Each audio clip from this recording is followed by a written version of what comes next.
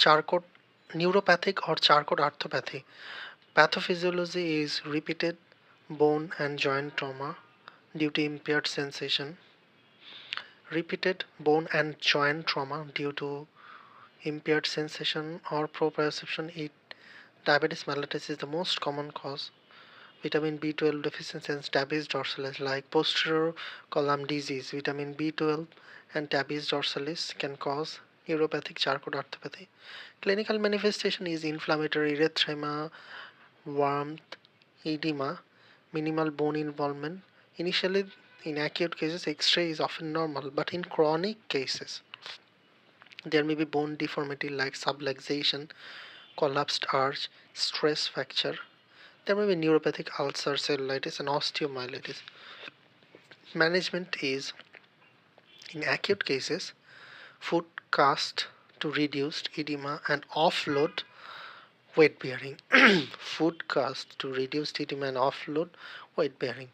In chronic cases, orthotic footwear, infection management, and surgical realignment.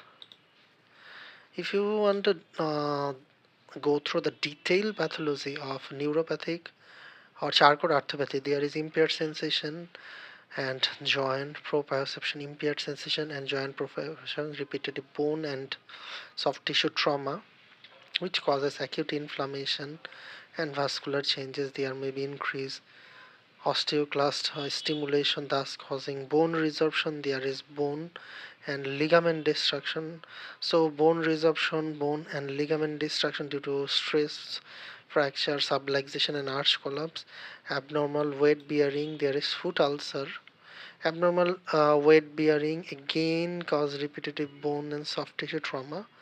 And abnormal uh, weight bearing can cause foot ulcer.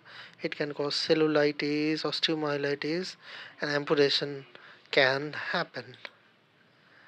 If we are going through the X-ray finding in neuropathic Charcot arthropathy, in acute cases there is inflammatory erythema, warmth, edema, minimal physical deformities like normal bone and joint appearance.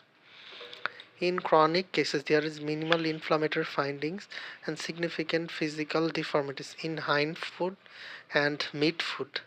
In hind foot and midfoot, there is osseous fragmentation, subluxation and dislocation, midfoot collapse, arch and new bone formation and sclerosis. In forefoot, there is metatarsal resorption